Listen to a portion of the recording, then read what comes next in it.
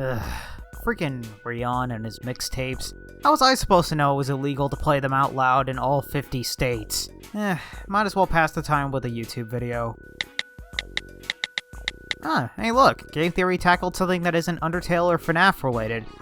Oh my god, it's an Ace Attorney video! This'll be awesome!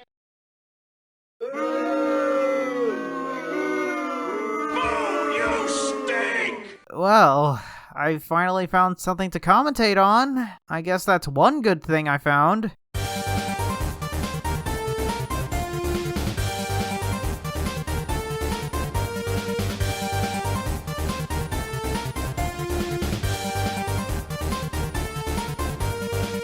Hello Internet, welcome to Lame Theory, where we use the status as a theory as a lame excuse to say random bullshit throughout the video.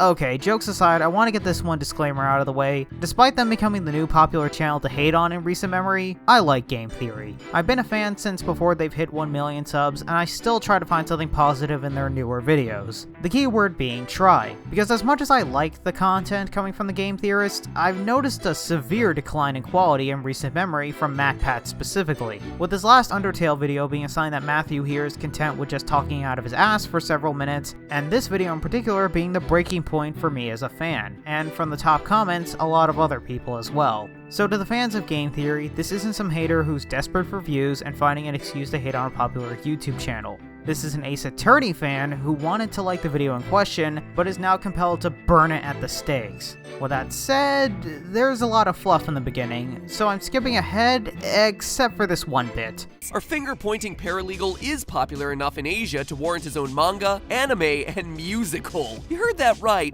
musical. Suck on that, Law and Order. Ooh, you gonna cry? You gonna cry? Oh, your tears of jealousy are so delicious. Salty. So a television show that's been going on for 20 seasons and has more mainstream appeal than any of the Ace Attorney games should be jealous of a random musical that, let's be honest, very few people even knew about. I know this was meant to be a joke, but it kinda helps if the comparison made any resemblance of sense. So, knowing that I wanted an episode covering Capcom's Captain of the Courtroom, I picked up a copy of Ace Attorney, and holy poop was I shocked by what I saw. Phoenix is the villain of his own game. And here we have a problem that will creep up on MatPat many times in the video. The fact that you only played one game kinda invalidates a lot of what you'll say, because Ace Attorney is a heavily story-based series, where the first 3 games paint a full picture of the world these games take place in. While each game is their own contained story, the fact that there are several events outside of Ace Attorney 1 that puts your theory into question is proof that you should have played the first 3 games at the very least before making a theory on this series. The worst part of all is that most of Case 4 and Case 5 in its entirety are not referenced in this video at all,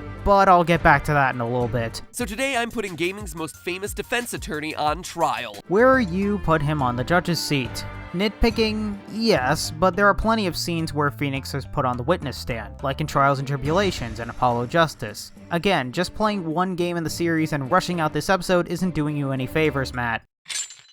Let's start off with the way that Phoenix presents his evidence and witnesses in court. Take that! He has a flair for the dramatic, often entering evidence or calling a witness at the very last second. In episode 3, when Phoenix is pressed to give an explanation of how Jack Hammer might have stolen a steel samurai costume, he surprises everyone by presenting an empty sleeping pill bottle he found in the defendant's trailer. This gives his defendant, Will Powers, an alibi that Phoenix conveniently hadn't mentioned until that moment. And Phoenix's surprises aren't just limited to physical evidence. In episode 2, after a long period of questioning April May, Phoenix calls a surprise witness to testify, the hotel's bellboy. And while both these surprises make for interesting drama, they're not allowed in US courts.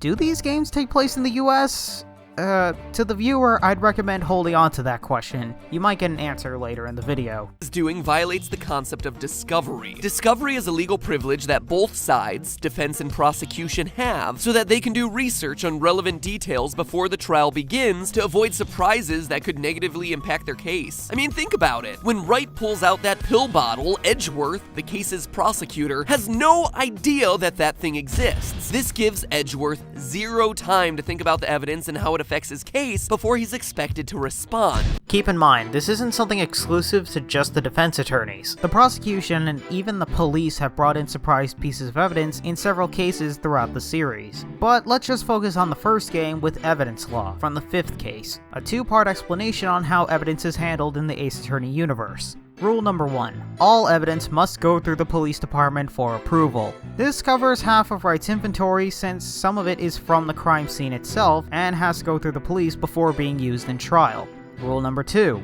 All unregistered evidence must have some relevance to the case in trial. This can be seen throughout the series, where Phoenix and later Apollo and Athena have to justify how this random object within the same 100-mile radius of the crime scene is connected to the murder. Also, speaking in Phoenix's defense, the prosecution has pulled much worse stunts with random evidence, like updating an autopsy report, hiding evidence from older cases, or borrowing a still frame from a security camera, the latter of which was heavily implied to be 100% illegal. Also, outside of the witnesses that were around the scene of the crime, the defense has no clue who's going to be cross-examined until the day of the trial. And yet you go on about how balanced the system needs to be when the defense is technically working on a handicap. Speaking of surprise witnesses, my personal favorite has to be Polly the Parrot from episode 4. This is ridiculous, right? This has got to be a huge stretch. Calling animals as witnesses has got to be another way that Phoenix is breaking the rules.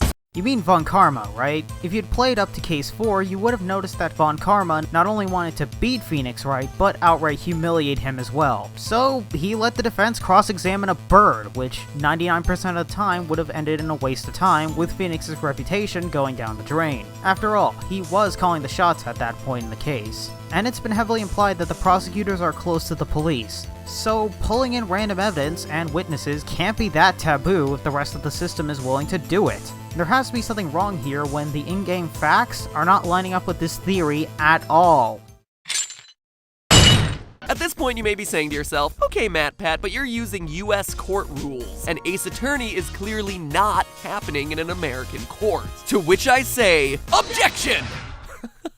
That was awesome. No wonder it's become a meme. According to Janet Sue, Capcom localizer for Ace Attorney, canonically the series takes place in Los Angeles. An alternate universe version of Los Angeles, in fact, where Japanese and American culture intermingle to create a sweet love baby of a court system. Alright, just a quick question. Why is it that when Final Fantasy was being examined for its view on religion, game theory acknowledges and even uses its Japanese origin to explain in detail, but in this case, the fact that it was made in Japan is mostly ignored? As for the point involving the localization team, I can easily counteract with looking at the original Japanese version, Gyakuten Saibon, which never brings up LA. Or to realize that Janetsu was trying to justify a slightly botched localization of the first game by making the Japan-America hybrid in the Western release. Man, I could really go for some jelly donuts right now. Jelly donuts are the best. This legal love child shares more of its genes with the Japan side of the relationship, allowing for trials to take place at the same time as the investigations, and a judge to be in complete control of the proceedings. Jesus Christ! I think the theory just collapsed in on itself. That's right, for this episode I became an expert in both American law and Japanese law. If you're such a master, then why did you just destroy your own theory? You made the logical conclusion that Ace Attorney has more in common with Japan's court system than America, yet you bring up the US Constitution later in the video, and you never bring up Japanese laws again, even though you've opened up that can of worms in the first place. Keep in mind, if Phoenix was breaking the law in both regions, Matthew here would have an actual point, but all he does is give half-assed reasons as to why we can't look at a Japanese game made by Japanese people as if it was, well, made in Japan. So far, we've been talking about how Phoenix bends the rules to try to win, but he's not doing anything that could get him thrown in jail, right? Not so fast. At the beginning of episode 2, Phoenix arrives at the Fay & Company law offices after Hottie McLegal here has been murdered. Instead of calling the police immediately, he collects evidence for himself, like the note the victim appeared to be writing as she died and a glass that was broken in the struggle. And the fact that he knows that she's still warm implies that he touched her body. Well, damn. I can't fight with that rock-solid logic right there. Find someone collapsed on the ground or unconscious, just leave them there to potentially die. What? Do you instinctively run up to see if a person's alive by checking to see if there's a pulse or breathing by touching them? Wow, you are incredibly stupid. No, Apollo, you're getting fingerprints all over the crime scene. There is no indication that Phoenix tells the police about this evidence when they arrive, and it's at this moment that Phoenix Wright goes from being a lawyer who bends the rules to a full full-fledged criminal. The alteration, destruction, or concealment of physical evidence falls under the crime of obstruction of justice. And when he touches evidence, especially when he chooses to hide a receipt with the victim's sister's name on it, an object which directly implicates her in the murder, he's tampering with evidence. That same cutscene had Gumshoe picking up the receipt with Maya's name on it, and later Phoenix was held for questioning until the next day. I know you can be full of it, MatPat, but jeez, you're going the extra mile this time. Did you even look at this cutscene, or hell, did you even play past the first case? With all the holes in this theory, I'm betting the answer isn't exactly in your favor. This isn't just a lawyer who wants to win, it's a criminal who tries to bend the trial to fit his needs. Case closed. Yeah, what's up? Yeah, I'll tell him. He says that I can't offer any of this as statement of fact, but should instead let people know that it's a theory. For once, I think we agree. But hey, that's just a theory. That your more sheepish fans will flood into forums claiming your hypothesis to be 100% fact. Oops, did that just slip out? And I'll end the video here because all that follows is sponsorship for the video, which I'm guessing is the only reason why this hollow excuse for entertainment was pushed out in the first place. Final thoughts? My original final thoughts was going to be asking what the hell happened that led us from a pretty cool YouTube channel to this monstrosity that I just watched, but I realized that as long as MatPat is getting the views, likes, and sponsors, nothing I say will matter as I'd just be screaming into the ether. So instead, I'll make a few simple messages to the theorist community out there, since there are smaller channels doing what MatPat is doing, but working on a much smaller budget and with less subs. 1. I noticed that a lot of people making theory videos are fans of Nintendo, so I'm gonna reference a little quote you might have heard of.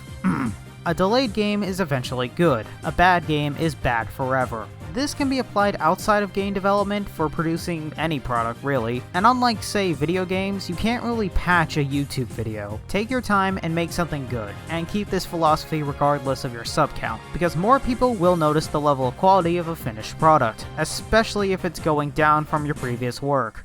2. Actually play the game to the end credits, or experience enough of it to say that you know what happens in the games, and fill in the gaps of information with online information from a wiki. If someone like me who's played the games casually and did minimal research could disprove most of what was said here, what does that tell you about how solid this theory actually is? 3. Aim to provide food for thoughts as opposed to ignoring as many in-game facts as possible to make your clickbait title seem more relevant to the video than it actually is. Even if I were to disagree with the facts presented in this video, if it had some substance to it, I might be tempted to watch another video that I might actually like, instead of this one and done type of BS that seems to be happening right now. 4. If you do get YouTube famous, don't let the fame go to your head, cause you might do something really stupid, like give a world leader a $10 game that's a collection of references and nods to other games, and most of those references would be lost to said person. That would be literally the dumbest move you could ever make, especially if it's pandering to a popular fandom online.